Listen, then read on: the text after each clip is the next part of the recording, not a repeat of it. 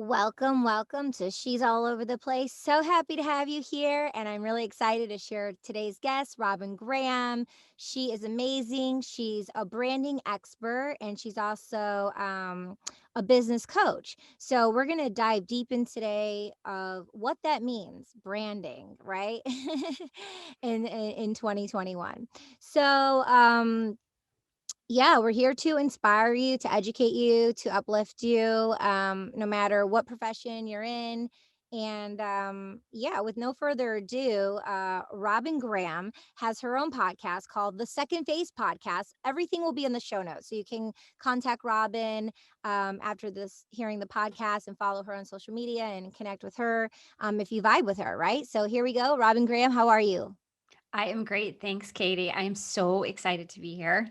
I'm really excited to have you here. It's like a long time coming. I have a lot of questions. Well, I'm all yours. Ask Yay. away. Yay. Cool, cool, cool, cool. So how are you doing? I am great. Thank you. It's been a good week. The weather's warming up, and you Yeah, can't ask for more than that, right? Sunshine and warmer weather. definitely, definitely. And anyone who's on the video, just go to YouTube, Katie Chonacas, so you can see Robyn's beautiful glowing face on the video. And for anyone on the audio, just sit back and enjoy and soak up everything we're going to share with you. So diving in deeply, um, what in 2021, like what does branding mean? Well, if we can, I'd like to start before we talk specifically about branding. What I like to do is set the preface because there's a lot of confusion out there that a brand is actually a logo or your typography or your color palette. And in all actuality, your brand is that perception that other people have of you. It's what other people think, say, feel about you. It's not who you think you are or what you think you are. It's not necessarily a service you provide. It's what other people, the vibe that you put off that other people perceive, right? Branding is actually communicating your story, communicating the story about your brand so that people can really get to know who you are. It's going to basically form that perception of what that they have of you. And then your brand identity are those assets like your logo, your color palette, your mood board, your topography, those things that help you become recognizable. But your brand itself is you and that perception that other people have of you. So hopefully that answered your question. So It branding really is basically communicating that. Yeah, it really lays it out. So, for example, when you were saying the first bit about what people think about you, me being in the entertainment industry, for example, it's like I may be one way, but based on my headshots and what the casting directors and director and producer sees, it doesn't matter like what you think about yourself. It's like what they think about you. Like when they see your photo, when you go to do your headshot in your favorite color, your favorite top, or with how ever your hair is or your makeup is, they're going to say, "Oh, like that's you." But I always looked at it as like this is how you're going to be marketed on TV and film, but is it the same thing? But this is how they're going to look at you for your brand, like who you are based on what they see. Yeah, but it goes a little bit deeper than that. So your headshot is almost like a brand identity, a brand asset, because it's so critical to be present and front and center so people can immediately get to know who you are and visually see you, make a connection with your eyes and your smile. That's so very important. And then you add that image to everything you're putting out into the world. So your content that you're putting out, other pictures that you're putting out. So your headshot is going to help you become recognizable and memorable. And then everything else that you put out around that related to your business, your why you do what you do, how you do what you do, why it matters to them. All that information you put out there is going to help create that perception. So you ultimately have control over that, what other people think, say, and feel about you. And you control that by what images you put out and by what verbal written copy that you put out. Yeah, and that's really interesting because with social media and with so many people having insecurity issues. It's like, oh my God, then people are so in their head. I know sometimes I can spend like 45 minutes on a post. And at the end of the day, I'll just like turn it off. I'm like, forget about it. I'm like so in my head about it. So, how do you kind of strategize to know like what we're putting out there as our brand of like what people are quote unquote thinking about us or seeing and thinking about like, oh, like this is who she is based on like what she's putting out on social media or her website? Well, it's got to come from a place of authenticity, right? And I always say you've got to make sure you're complete everything you do, all the content you put out is aligned with your values.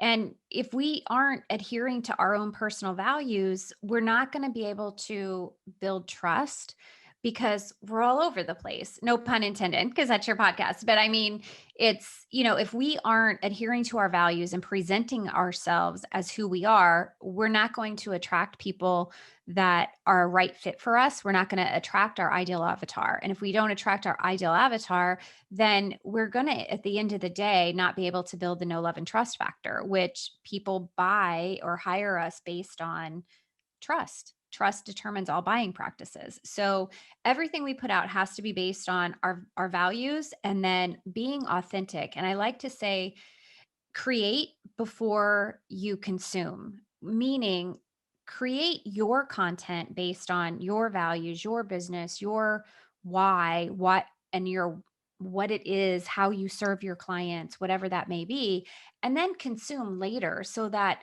you're not getting intimidated, you're not comparing yourself to other people, you're not mimicking other people, you're staying true to your values and what is ultimately going to communicate to your ideal audience who you are and what you do and how you do it. Yeah, I mean, I think if we're like talking maybe about like a new juice company or like, having a certain product that's a brand, I think it's maybe easier to identify with those things and to be systematic. But I think when it's a human being, because I know, we can talk about like pivoting into and how do you pivot your brand, because sometimes maybe you're a certain way if it's you as the person, as the brand, but people change, you know what I mean? Like our thoughts, our beliefs, people change. And so look, with the psychology of like insecurity, and then I guess the first step is to really quote unquote know your brand. But even when you think you're ready and you know it, you have to like do it anyways. You have to like start messy and just learn as we go along, right? But what are some like tips for some people who are interested in branding but maybe they're not like 1000% of like, oh, this is the brand? Or that could be one question. Or if it is a product, like if it's the idea but maybe they don't have the product yet. So um when do you start branding the product? So if you're creating a product, you still are the person behind you're the brain power behind that product. You're the person behind the product. So it's still important to be present because you still, no matter if you're working in corporate, no matter like you and you're in the entertainment industry or you're like me, a business coach, you are your personal brand. You have to represent yourself and communicate to the world what your expertise is and really show them why they should choose you over someone else. So once you have created a product and before it comes to market, you're still going to create that brand because without a brand, you really don't have anything to market. So you still have to, make sure that you are creating in a way that people are going to be able to understand exactly what that is and how they're going to be able to use it. You have to think about why does it matter to the consumer or why does it matter to the person that's potentially going to hire you, and that's how you want to make sure that you're communicating that. So you have to start somewhere, right? And I like to Yeah. say you have to build a foundation first. Mm-hmm. I like to use the analogy of a potter. They start with a block of clay, but then they have to mold that clay, and there's a process with molding it. It has to be wet and whatever, and then they spin it, and then they have to bake it, and then they have to glaze it, and then it has to dry, and then they have to fire it, and all these processes, right? Before it becomes a beautiful piece of art. And your brand is the same. Like you have to, or your business is the same. You have to build that foundation so that you can continue to build it out to be something that's complete and will last long term. Mhm. So, whether it's a personal brand and a person or it's a product, you still have people involved. And those people that are involved are going to help make it what it is. So, you still have to communicate that. Mhm, mhm, mhm. And then like I'm still in the psychological aspect of it cuz I know a lot of people from all different kinds of backgrounds and professions they have the imposter syndrome, Oh, So yes. it's really challenging and difficult. So it's like if you're working for a company that's, that has like 50,000 people working for that company, they have, a marketing company, a social media company. They have people who do those things who are experts in those areas. But if you're like an entrepreneur person and you're doing it yourself, like how do you know when to post, how many times to post, with your brand, let's say maybe with your brand, how what is your brand identity of I'm going to post this many times a week, and how do you decipher on when to post? Okay, so let's spin back to imposter syndrome first. Yeah. And that is so real, but that's one of the reasons why I say create before you consume. So create based on your expertise. What is your zone of genius? What is it that you can do that is going to help your ideal audience to make them the hero of their own story? To make them feel and understand that you're there for them. You're going to solve a problem for them. You're going to give them the tools or the wisdom that they need to be able to move forward in their own journey. So, when you have an expertise, you really have to believe in yourself. Mhm. Confidence is something that it's related to the tools that you have and the strengths that you have, right? Um, so you really have to think about yourself as that entity and trust yourself so that you can then communicate so that other people will trust you in return. But when you talk about posting on social media, that's all about building relationships. You can have different platforms. You can have your website, which I love websites because I think there's so much power and it kind of gives a central place for people to find you, learn more about you, really truly understand your business. And then social media is about building relationships because people aren't going to buy from you unless they trust you. And how do you get them to trust you? You have to build relationships. You have to have emotional connections with them. And that's what to me social media is about. So let's use I Instagram. love that. I love that. Yeah, good, good, good.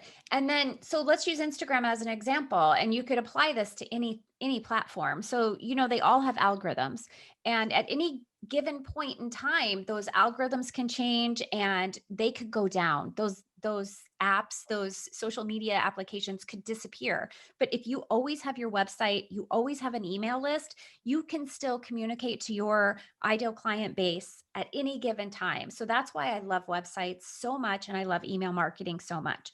But back to Instagram as an example. I try to post 3 to 4 times a week.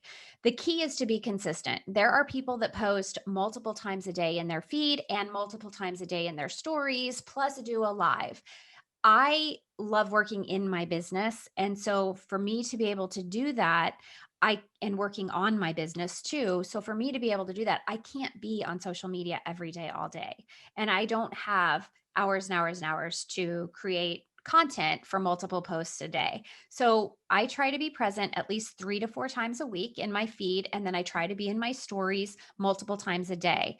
And that can be as simple as posting and sharing. Like if I share one of your posts, or if I, share someone else's post, or if I share my own post from my feed to my stories. And then my dog's always in my stories. So, little things like that to show the human side of you. So your feed is more like, educate, inspire, entertain. And then your stories are more letting your audience, those people that follow you, get to know a little bit more about you, the back end of your business or the true stories of your life versus just all business. Yeah. Um, but the key is to be consistent. but you also have to give yourself the grace to step away sometimes. Yeah. This week has been an insane week for me. And I am not, I'll be perfectly honest, I am like the worst person at social media because I don't schedule out content because I'm a Mm, creative. So I like to post. I may schedule like the week out on Sunday, or Monday morning, but I don't like to go a month in advance because mm, I might not feel like posting that day. So I right. tend to be more on the fly, but Got it. I do that because then I can genuinely connect with my audience more. Yeah. I can inspire them more if I feel inspired when I'm putting out the content. Right. So, but like this week was so busy, I didn't schedule anything out this week, and so there were a couple of days I didn't post. And you know what? That's okay Mm, because those people that follow me didn't disappear right. in that time period. Right. They still wanna hear from me, and I still will show up, Right. but sometimes life is busy enough that if you can't show up on social media, don't beat yourself up over it, and don't Mm, worry about, the next influencer coming along and passing you by, because each one of us have people that our unique talents, our unique gifts are meant to serve.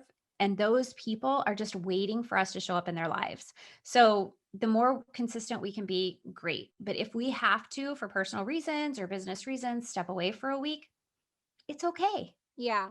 Yeah. Yeah. I love all that, and I vibe with all of what you're saying. And this influencer Vanessa, like Lau, she taught me about the Later app, and so I tried using it where you schedule out the content. It wasn't for me. However, I've tried the Facebook Creator where you schedule out the content, Yeah. and for me, like my Chonacas personal brand, I like it to be like you said, like intimate, like when I feel like posting something. But with she's all over the place podcasts, I like for that, I like them to be scheduled. Hmm. And then Tim Ferriss. Do you listen to Tim Ferriss Hmm. podcast? He's amazing. Yeah. So Tim Ferriss was just on Meditative Story with Ariana Huffington recently, and it's one like eight or later. I forget what it starts with the O. I forget what it is, but he says he doesn't have any social media apps on his phone. It's all through the program that's like Later. I forget the name of it, but that's what he uses. And when he wants to engage, he'll do it from the desktop. And just for like long term and mental health and strategy of like, if I'm in the moment, I want to do it, cool, I can do it. But like for like long term, I think it's really awesome to be able to have options to like schedule it out. So if the listener or the viewer is like, oh, that's not me, I don't want to always be on social media, there's definitely Facebook Creator, there's the Later app, there's options where you can do scheduling for, so you don't have to be, if you're more of an introvert or the imposter syndrome and you just want to be like up on it all the time, there are opportunities for people to do it for you, and then the application, so you don't have to be like tied to your phone all the time. So it's nice Yeah. to And have options. there's a lot of options too. You've got Buffer, you've got Hootsuite, you've got Planoly, you have Ladder, like you said. For Pinterest, you have, and Instagram, you have Tailwind. There are so many of these apps now, and it's really there are a couple of others, and they're on the tip of my tongue, but I can't think of what they are. But so there are so many options. I personally love Facebook Creator Studio for posting for Instagram and for Facebook, and I use that a lot. Yeah, I love it. The only thing is when you're on the Facebook creator, you can't put it in the comment because you're supposed to leave it in the comment. You have to put it in the right in the description thing. That's the only thing I don't like about it. But then like it can be done, and then I can just like go into the Instagram and then just like edit, cut it, and then be the first person to leave the comment if I remember like to do it. But a couple things. Two, you were talking about the website, and I just wanted to say thank you so much because you taught me so much about my website and the 300 keywords that I need to have on each landing page. So I went back and had that done. And like now when I go to Google, like, each landing page comes up with that specific field, voiceover, acting, and stuff. So that was really boss of you. And that's so awesome. So anyone should definitely have a 1 hour consultation with Robyn and call her and connect with her, because she definitely, like, we had a session and she just like went over everything and like taught me certain things about my website. So that was really impactful and very helpful. And then the other thing that I'm just so grateful for is how, um, I learned from Sean Cannell, when I pivoted to start doing YouTube business, that Pinterest and YouTube are the only ones that do SEO optimization. Like everything else is just a social feed. And like, so fortunately, when I was talking with you in our session, you like got me back on the track to like, oh, I need to like activate, because I had a Pinterest account, but I wasn't taking action on it. And so now I have a pin post with 20 hashtags for the next month, and they're all just pre-done, like focusing on my poetry book, focusing on go look at the content I've already created on my YouTube channel, The Sophisticated Psychos or Katie Chonacas. Because I'm putting all my podcast stuff now just on my Katie Chonacas YouTube. So that really helped me. And like, I mean, every time I'm doing that and I'm on the track, like I think about you, and you energetically put me on that train track when we had our 1 hour session. So those, you really added value to my personal brand and to my business. And I'm so grateful. Thank you so much. Oh my gosh, Katie, I'm just glad I could help you. I do want to clarify though, the 300, I think it wasn't 300 keywords per page, but it's a minimum of 300 words per page and Yes. then infusing your keywords. So Yes. I didn't want to confuse people and make them think they had to have 300 keywords on each page Oh because their yeah. mind would be blown. But Right. Yeah. yeah, but you want to, anytime you're writing copy for your website, you want to make sure that your keywords, key phrases are absolutely clear throughout so that people can find you. That's how Google is going to push out your content. And for Pinterest, Pinterest is a search engine. So Mhm. that is an incredible means to drive traffic to your website. So Yeah. Yeah. you can use those same keywords, key phrases there and link back to your website to drive that traffic. So it's a really powerful tool for that. Yeah, yeah, and like I got started on it, and I was like, "Oh, wow, it's like 400 people." And I was like, "Oh, well that's 400 more than I didn't have before." And backlinking it, like you said, to the website and to the links, right, for the viewership. Yeah. Yeah. Yeah. It's a Yeah, great yeah. way to grow your email list too, because you can post if you have a free lead magnet or a free downloadable, free ebook, whatever, to help educate your ideal audience for free. You can, give them something to get their email address. It's a great way to do that through Pinterest as well. Yeah, I have it. It's when I started my lead magnet book funnel, where it's like, put your email in, and then or someone from Amazon is gonna read, like say 70,000 people get the book, and they get to the end, and I bought a loversfairytale.com, so then they can put in their email, and now I'm converting these Amazon people over to like raise their hand because they bought my book and they like to hear Yeah. from more from me. So I'm gifting them a playlist of the spoken word music videos that go along with the poetry book. So I'm gifting them that value, um and putting it on the Pinterest. But I also created a Facebook ad, so to do the same thing in the Facebook, and that's like A to B testing, and that's like that's its own. But do you know how to do those things if people were to contact you? Do you know how to do those as well? So I do not do Facebook ads. Okay. I can teach you Pinterest, but I do not do Facebook ads. That I have had a couple of people on my podcast to talk about Facebook ads. And in my opinion, Facebook ads are a whole nother beast, but you Mm-hmm. really do have to have an expertise about it. There are people out there who offer training Yeah. and, coaching programs on Facebook ads, but you really have to do it right or you're going to waste money. And Yeah. there's like you said, the A/B testing, but you really want to fine tune who your ideal audience is. And the thing about Facebook ads is once you have an established business, it's great. But bringing people into your business with Facebook ads, those are cold leads. So you want to make sure that you then have a funnel or some way to warm them up because they're Yeah. not as likely to buy from you if Mm. they are coming in as a cold lead. You want Yeah. to be able to warm them up. So that's something to remember about Facebook ads. I think they're an incredible tool and people are definitely getting an ROI on Facebook ads, but you really have to be strategic about what your intent is. Is your intent to grow your email list? Is your intent to sell? Is your Yeah. intent what is your actual intent with the ads? But they're definitely a great resource, a great tool to have in your back pocket. But I don't do them myself. I hire someone to do those. Okay. Yeah, for the viewer and the listener, Monica Louie was on, so you can look her up, and she's a Facebook strategist, Instagram strategist. So definitely listen to that amazing episode. I actually had an expert on with us who actually spent over $30,000 in Facebook ads. So it was really cool because I'm like a newbie, like really naive to it, with someone who's actually has a business who dumped the money in there. And then so I was asking questions, he was asking questions. So it was really cool for both of us to be. It was the longest podcast. It was 2.5 hours. It was Oh my seriously, but it's so insightful. So, okay, circling back around. So let's dive deep if it's okay with you. And I know there's like the 5 W's for branding and the 5 C's for branding. So do you want to share those with us? Sure, I'd be happy to. So Cool. we can start with the 5 W's since you mentioned them first, but I like to think of them as the who, what, when, where, and why. So Mm, when you're creating a personal brand, you really need to know who your ideal audience is. You need to know so much about them that you have a name for them. Really know the ins and outs of their life, what their problems are, and what that problem is that you're going to be able to solve for them.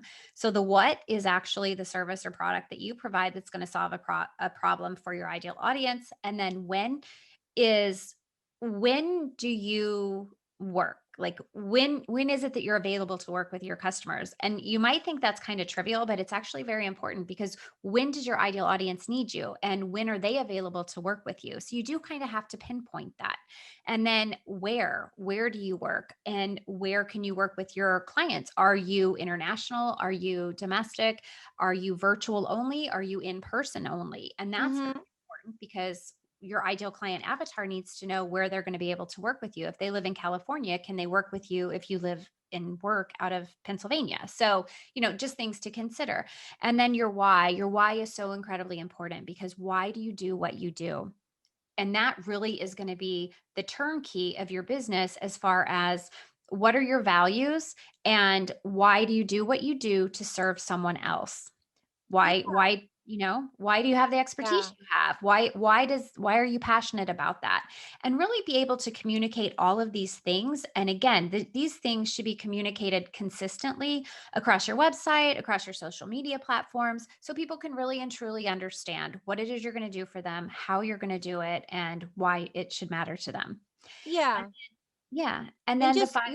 well, before you go to the 5 C's, I would just like to say that I found along my journey thus far, it's like, when we get out of our ego and out of ourselves, and we're here for the bigger purpose of why they like I like read poems, and you're a poet, and I read different quotes, and I've done a lot of studying and stuff, and I found like, at the end of the day, people are like, when someone's on their bed at the end of the night or at the end of the day, and they've lived their life, it's like someone who is connected, or from a bunch of TED Talks too, but someone who is connected to something outside of themselves, like a bigger purpose for like the environment or humanity, or being connected to being a part of something, like a global something, to like be a part of something outside of ourselves.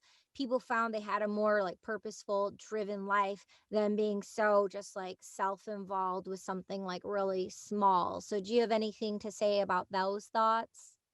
Oh, absolutely. So I always say, Katie, I work with a lot of multi-passionate people and I always say you have to align your values, your visions, and your passions. And when you align those three things, you're going to be able to find your zone of genius. You're going to be able to identify who it is that you want to serve and can effectively serve, and who you're going to truly resonate with.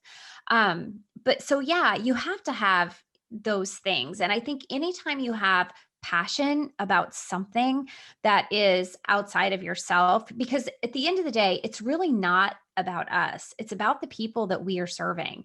Any content that we should put out or that we do put out should not be about us. It should be about our client and how it's going to help them, how it's going to serve them. And maybe it is about getting to know us, but it's also letting them know that I'm here for you. So if Mm-hmm. I'm going to post a post about myself, an introduction post, you know how they do that on Instagram, Yeah. I'm also going to communicate like why does that matter to my client or my ideal audience? Mhm. Why should they care? Well, And they should care because I can serve them. what's an example of that? Like if you're doing an introductory post or it's like of you and you're like, oh blah blah blah, and then you were gonna share the why. What are some sentences or language that you would So, for communicate? example, I might say, I'm passionate about helping people find clarity so that they can expand their dreams and goals for success in their life, things like that. Or maybe it's something, I'm passionate about serving the underprivileged population, the marginalized community. So I'm telling them that I'm not only working in my business, I'm also on the board of directors for a homeless shelter or a community center in an impoverished area in the city of Philadelphia. So it's little things like that that you can communicate that show your passions so that people can get to know more about you. Shows Because your as character. Shows your yes, character too, and maybe they'll connect. Oh, because maybe they're cultured, or maybe they like to help out other people who are in need as well. So that's how you yes. find your niche. Because we were before we go to the W's, but let's talk about more of the niche. Yeah, so I always say like your niche, your zone of genius, whatever you want to call it. I think if you align I think of a Venn diagram. So if you write down all the things that you're passionate about, you write down your values and what is so important to you, those things that are non-negotiable in terms of the decisions you make throughout the course of your life or business. And then your visions. Where do you see yourself? What do you see yourself doing? Who do you see yourself working with? What are those dreams that you have? When you write all of those down, they're going to overlap somewhere. And Hmm. where they overlap is where your energy should be spent. That's where you're going to find the most fulfillment for yourself. And that's where you're going to be able to best serve other people. And what are some examples of values? And because you've mentioned values a few times, and it's so important to know your values, but someone who's on a self discovery of understanding their values that were given to them, but maybe, in a transitional period or just learning about their own values. I definitely have some teenagers who listen to my show. How can they search and write down their values and know who they are with value?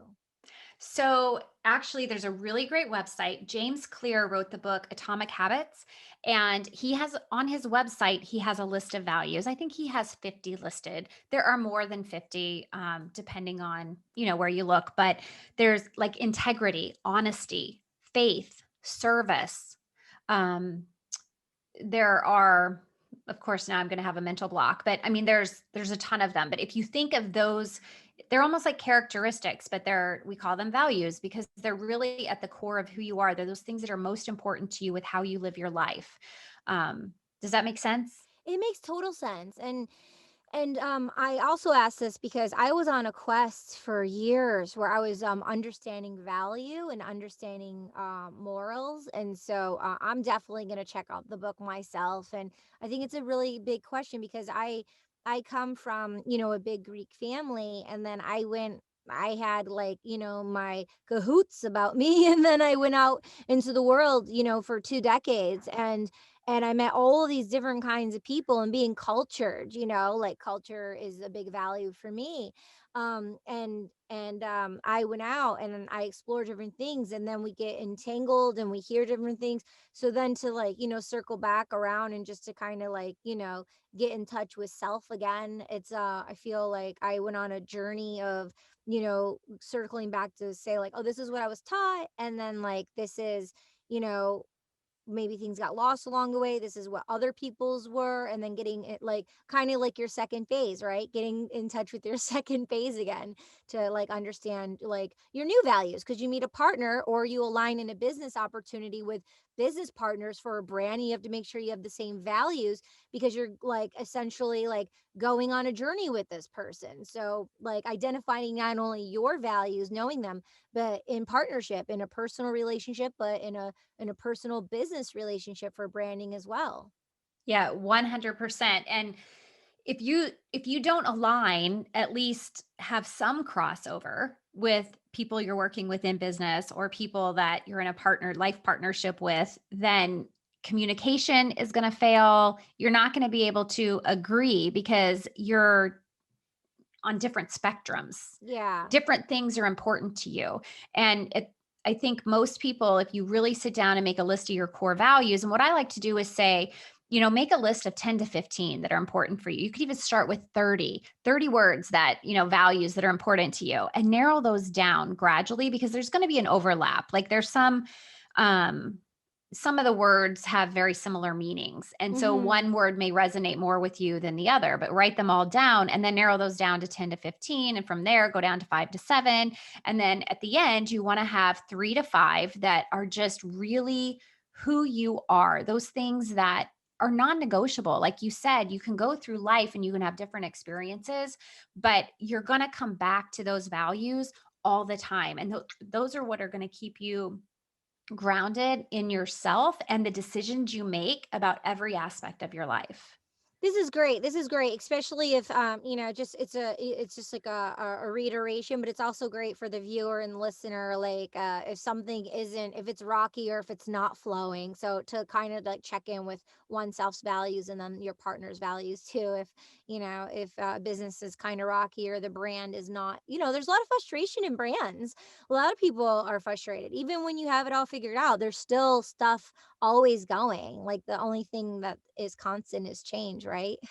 Yeah, absolutely. Yeah. And that is important too when we talk about branding and you're communicating who you are and you're sharing your values, because there may be people who, maybe you don't even want to work with them because their values are so far off from your values that you don't even agree with how they're living their life. So why would you sacrifice your own values and your own sanity and sake of self to work with somebody else? So I think, especially for young people, it's really important to clue into those just for a sense of guidance as you make decisions going forward. And don't ever think that it's okay to sacrifice your values just to please someone else.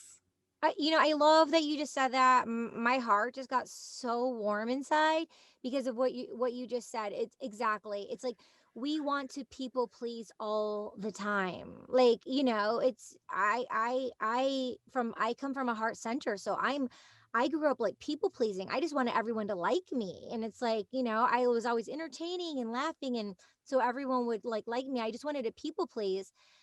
And yeah, and it's like we don't need everyone to like us. Like there's 9 billion people in the world. It's okay if everyone doesn't like us. I mean, we can just be kind to one another. We don't need to like everyone. We don't need to not like anyone, but we can just be like neutral.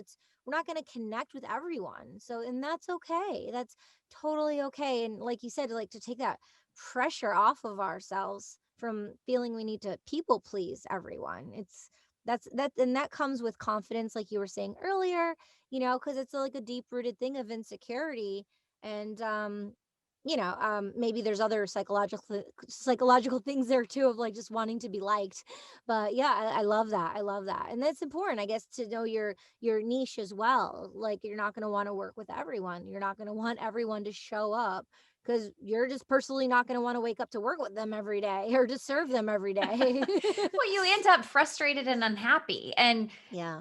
that's not why you're doing what you're doing. You're not Yeah. doing what you're doing and investing in a business to be unhappy. Yeah. You're So you have to really pay attention. And I think, we use the phrase a lot, follow your gut. Well, your Yeah. intuition speaks volumes. Yeah. Follow that, because if Yeah. you sense something isn't aligned or something's not right, sit back and look at your values and look at what you think their values are, what they've said their values are, and if they're not aligned, then take a step back. And it's Yeah. okay. You have to keep yourself safe, because you're the only one that can be a true advocate for yourself. So you really do have to take it all in. It's the whole picture. It's not Yeah. just. Yeah. Yeah. And I told you a while ago, like my next step, something that I want to do is like have a course. So I do industry coaching. So I have clients I coach. But I found along the way for the last year, because I pivoted during, the pandemic, but I found the last year, like I have a Google Doc of like the same things, like the basics that I always say over. And I feel like energetically, my time, the exhaustion, like me saying the same thing over and over, I feel like I'm not doing service to my soul and to my purpose by saying the same thing. And I don't want to be saying it to the same people over and over. So that's why I want to build a course. And I know I need to like not have the imposter syndrome and contact you so I can do like my modules and lay it out so I can just like record it ABC all the way through and make sure I'm hitting all my, personal like branding points to be able to do that so I can offload. So I'm not, so then it's like, okay, do the course. Okay, cool. So you can learn the basics. So I'm not wasting my time or your time. Do the course that I want to like create and have you coach me on it and then have the course. And then after you do the course, then you'll be at a new level. Then I can be an industry coach for you and talk about things. Because for me, it's like, I don't want to say it's bottom feeder stuff, but it's like beginner letters level stuff, which I love. But after you're doing it for a while, then I'm like, wait a minute, I could be pivoting and doing this and saving that energy because, we want to, like you said earlier, be getting up and working and serving who we want to be serving. Well, I feel like I filled my cup in that area and I still want to service that, but I can do it with a course and then kind of fill another service and fill another cup in a different where there's like an energetic exchange. And that's Mm-hmm. okay as humans. We Yes. change. We Yeah. change. It's not always going to be the same. So Mm-mm. to No. to give ourselves that permission for that change as well. Absolutely. Like I said before, we have to give ourselves that grace to transition or to try something new. Once we realize something, then it's okay to step away and say, "You know what? This isn't for me anymore, but this is." And I can still work with all the people that I've already attracted, I've built relationships with, and they want to work with me. I'm just going to work with them in a new way. That's okay. That doesn't Yeah. mean you're off brand. You can stay on brand. You just make it a transition. Yeah. Yeah. Cool. All right, let's dive into the 5 C's. Okay, so it's funny because they're 5 C's, but then there are actually 4 C's within the 5 C's. So it ends up being a total of 9, but that's beside the point. So the first one is clarity. When we have clarity on who we are, what we do, what our why is, what our zone of genius is, or our niche is, who our ideal client avatar is, we're going to build connections. And as we build those connections, we're going to be able to build relationships and we'll ultimately become recognizable and memorable. And we're going to help do that through being cohesive. So, when I talked earlier about your brand identity is really important to have the same color schemes, the same topography, the same, your logo, all of those visual assets of your Mm, brand to have those cohesive across all of your platforms so mm, that you are easily recognizable. mm. And then people will start seeing that consistently. And then once you've done that consistently, you're not only recognizable, you're memorable. And once you become recognizable and memorable, you become shareable. And then, you become somebody that other people are referring people to you. So you have clarity, which helps with the connection. Then you have cohesive, consistent. And then from there, we look at content that you're going to create. Mhm, And mhm. every time you put content out in the world, which again, your messaging should be consistent, just like, showing up should be consistent. Having similar content should be consistent from your website to your social media post. So the more consistent you are, the more you're going to be able to build the know, love, and trust factor. And then every time you put content out, you want to make sure you have a call to action. What do you want your people to do? Do you want them to call you? Do you offer a free discovery call? Do you want them to leave an emoji in the comments? Do you want them to sign up for your free ebook? But give them a call to action. People don't know what to do unless you tell them what you want them to do. So if you're trying to build a business, let people know that what it is you want them to do so that they can figure out how you're ultimately going to serve them. Like, And head over to Amazon right now and pick up my poetry book. yes, that exactly. That. But, Yeah. it's Hint, hint. or like learn more. I found like I learned along the ways like learn more, it's like, or do you like, do this now or like, you know what I mean? Like, what's Yeah, the different way things like where that. it, And I tell my clients sometimes they're like, "Oh my gosh, I don't want to write content. I don't want to create captions for Instagram." You don't have to ask a question. ask a question? Create your graphic, ask a question. Like, Put what your kind of comments questions? Oh, you could ask anything depending on whatever content you're putting out. Ask them what their biggest struggle is today. Ask them, depending on what you're doing. Like for you, how many different genres are there of poetry? You could even ask, what's your favorite genre of poetry? Who's your Mm, favorite poet? You yeah, could say, what actor are you crushing on this week? Like, yeah. what's your favorite movie? Make it fun and engaging. I like that. Yeah, But I think yeah. a lot of people have the imposter syndrome, or they get scared, like, oh, what if no one leaves a comment? Like, no one, what if only two people respond? What if no one responds? What if it's like a silly question, Like, And my response to that, and this sounds so flippant, but at the end of the day, who cares? yeah. Follower count, likes, none of that matters. What matters is that you are putting out positive energy and content that has value. That's it. Hmm. That's all that Yeah. matters. Because not everybody, I mean, how many times have you scrolled through Instagram and you haven't stopped to like something or comment? People are busy. So they may see it and they may come back to it later. They may even share it. They may even save it for later, but don't get hung up on likes and followers, because at the end of the day, these influencers that have, a million followers, or, get 100,000 likes, whatever, that's all they're doing.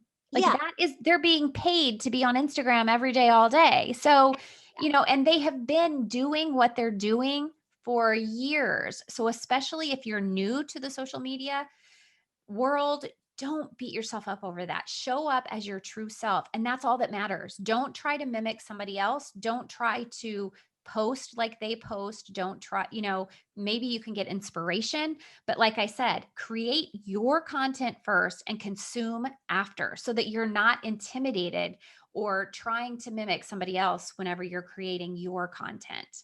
And do not do Fiverr and pay for the bots and the followers and the likes. Do not pay for it. It's really bad. It's like really horrible. Do not do it. Although a lot of those people do buy the fake followers and the likes. People even buy engagements now. But the number one thing I know is, like, it's not about the followers or the likes. It's about the engagement. So asking a question actually is really smart. And I've Mhm. known this for a long time, but asking a question, and always asking a question, because it'll build up and people will start to see the language and start communicating with you. But that's what people look at. They look up for engagement. The engagement is really really important. And I personally need, I haven't posted in a while, but like since Earth Day or something. But you're gonna see, Robyn, when you go to my feed, I'm gonna be asking questions, so Yeah. And you be can do ready to something. answer, girlfriend. I will. And that's the other thing. You have to respond and engage with other Oh people's content yeah. too if you Yeah. really want to build relationships. Right. But you can do something as simple as give me a thumbs up emoji if you agree. You don't even have to ask them to write something big out in response to your question. You can do something so simple. So then Yeah. the last C is community. And when we talk about community, we all start somewhere and we all have family and friends. So we can start by telling them all about our business, all about what we're doing, all about what our passions and our joys and our dreams are. And then what's going to happen? They're going to start telling their friends, and they're Mm. going to start telling their extended Yeah. family, and so on and so forth. So you grow your community by just being present. And once you have started to build your community, then think about collaborations, because if you start collaborating, you're working with like-minded people and you become a referral source for each other. So again, you start tapping into their community, they start tapping into your community, and you help each other grow. And then once you do all of these things, you're going to be able to catapult yourself into that next level of success. You're going to move the needle on your business in a positive way. Yeah, I mean, actually, you referred me to someone. You did, and we had a Zoom. So that's a energetic call to action. And like, now this person knows about me, I know about them, and then you've planted a seed, you sow your seeds, and then I'll think of you. And I was like, I brought you on some to a clubhouse before, and I've referred some people to you. And so that's how it works energetically, because like you're in my psychological, like, seats in my, I don't want to say psychological, just like you're like in my wheelhouse of like people I think of when I think about like branding. Like, I'm like, oh, Robyn. And so like, because you become like a trusted source to me, because not only did you refer me, but before that you added value to me. And so like we can do that for one another. Yes, And that's a absolutely. healthy mindset for people. And don't look at it as comparison. Don't look at it as competition because, like I said earlier, we each have a unique gift and we're meant to serve a unique population with that gift. And I really believe that. Like, just because someone does the same thing I do doesn't Mhm. mean that their clients are going to resonate with me or I'm going to resonate with their clients. So, I have a Yeah. photographer that rents studio space from me. We both do headshot photography. Mhm. I'm not in competition with her. She's People are going to look at her website and see what she does and want to work with her, and other people are going to look at my website and they're going to want to work with me. So there's enough to go around. So don't let yourself get sucked into comparing yourself to other people or competing against someone else, because really it's more important to build your community, because even if you do the same thing, you can become a referral source for each other. Yeah, expectations and comparisons are death threats. Not very good. Not very good at all. Yeah. Mm-mm. Yeah. Mm-mm. Yeah. Cool. Yeah. Very we have definitely been all over the place. Um anything else you want to share with strategy, branding, your coaching business so people anything else that you want people to know before they contact you? No, I mean they can go to my website. I have a resource page on my website and they can download free resources. There's everything from a smartphone photography ebook for building a personal brand or even for personal use. There's a quiz on personal branding to see what your personal branding IQ is, which is kind of fun. And there's a plethora of resources there. And then my podcast is the Second Phase podcast, and it's available anywhere you listen to podcasts. So that's really me in a nutshell. Everything to contact me or to reach me is therobyngraham.com. It's Robyn with a Y, ROBYN. And you can find me under that handle just about anywhere. And that's my Wonderful. website as well. So therobyngraham.com. Yeah, great, great. And it'll be in the show notes. And cool. I really appreciate you. Thank you so much for, being you and sharing your wealth of knowledge with everyone. It's really, really cool. And you're a fellow poet. So we had we kicked off the season with National Poetry Month and honoring World Poetry Day and everything like that. So if you want to read one of your pieces, that'd be super cool to have you read one of your poetry pieces. You want me to, Katie? Yeah, that'd be awesome. If you want to, Okay. I I'm would not. like you to. Yeah, that'd be so great. Okay, I'm not a published poet. And I'll tell you that most of my poems were related to a photograph that I took. So I would create the image and then write, or vice versa. But usually the image came first and then the poem. So I'll read two quick ones that I really, really love. So this one is called Golden Peace, and it was written after I took an image on the West Coast in Oregon of sunset, and it was just this really incredible slow exposure image. And so here it goes. A wave of grace washes over the soul as the golden glow of the sun recedes beyond the horizon. A wave of golden warmth moves the heart and stirs the emotions of then and now, of loves lost and gained, for people who've come and gone with the ebb and flow of the waves of life, flowing near and far, tempting the soul to grasp the glory of the golden peace that often lies beyond our reach, until at last we concede to accept the love and peace offered by the divine. Mm. Very, very nice. Beautiful. Very nice. Oh, Thank you. yeah. I'm excited to see the image now. I'll have to post it, I suppose, huh? Yeah. Oh, yeah. No, before you read your next one, I'm also saying it'd be really exciting to see your self-published book with your photography with the poem next to it, and let me know because Yeah. I'll be the first one to buy it. Oh, that'd be awesome. Yes. So I have all these things on my to-do list. I do have a book that I just finished and submitted to my editor, that will publish actually January of 2022. It's a book on anxiety for teen girls, and Great. there will be a parent component as well. But so after I get that all finished, then I'll come back to the poetry and the images. Okay, sounds good. Okay, cool. Very, very cool. Yeah, that sounds like a amazing idea. All right. So let's hear the second one. You want to hear another one? Yeah, definitely. This is intimidating. Well, that's why we're here all over the place. That's what it's all about. Okay, here's another one. Take a And this deep breath in. Everyone, take a deep breath. Yeah. And this image was two calla lilies that were entwined, and it was a black and white image. And actually, these images and poems, I think, are still on my blog from way, way back when. So you may be able to even still find them on my blog. But this one is called Intertwined. Two came together by chance and began to dance. Their hearts began to flutter. Their limbs in moments puttered. While the music played, their bodies swayed, just as the love is blind, their souls intertwined. Beautiful. You're like me. You write about love. I Yeah. know, I don't know how that happened, but yeah, I guess it's always been such a core part of me. Yeah. Yeah. Yeah. I didn't know until I was publishing my poetry book. Everyone go to Amazon, A Lover's Fairy Tale, pick up the poetry book. Um, but when I was researching about publishing my poetry book, I found there's different genres of poets, and I was looking up. Hmm? I found out there's like people who just write about love, people who write about torment and sorrow. Like there's all these people who just write about different things or politics or um yeah, I just thought it was really interesting that all of my poems, they're just all about love. Yeah. Yeah. Yeah.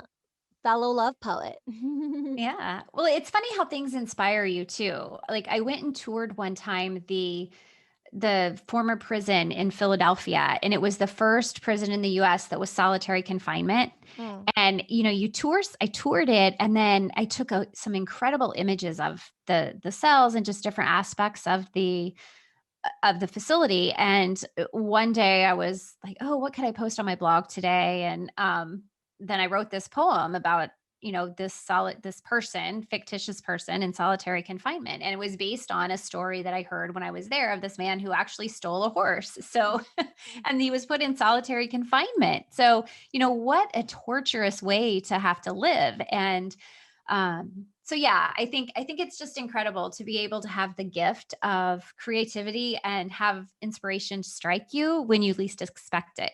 Oh yeah, definitely, definitely.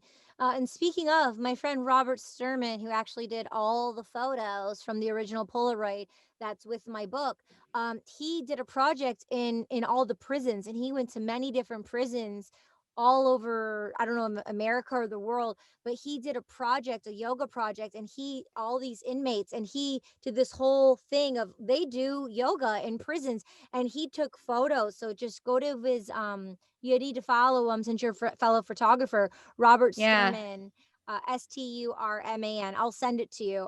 But he has a bunch of photos he printed of or took photos of inmates that I think you'll appreciate since you have a similar story. Yeah. Yeah. Oh, cool. Yeah, I'll Yeah. look him up. Absolutely. Cool. Very cool. Any last words of wisdom for anyone who's wanting to start their branding game or just up their branding game with their with their lives. What do you think? Like with their I lives. would just say start and build a foundation. Don't just do everything you see other people doing. You can start a business totally inexpensively. Pair up with someone who can give you the guidance who's done it before so that you aren't spinning your wheels and become frustrated and overwhelmed and spend a lot of money to get zero results. So really just think about building the foundation first. Yeah, and listen to the Second Phase podcast, obviously. Yeah, Yes, obviously. obviously. Cool. Robyn Graham, thank you so much for joining us on She's All Over the Place. So happy to have you here. Thank you so much. Thank you, Katie. It was an honor to be here. I really, really, Yay. really, truly appreciate it. My pleasure. My pleasure. And, in the last 2 weeks, we had 3,000 downloads. So it's awesome that you're on now. because more people will hear this episode. And thank you so much to the viewer, the listener for being here, for showing up. I love you so much. Again, we're here to inspire you. Check out the links below, and we'll see you next week on She's All Over the Place. Thank you.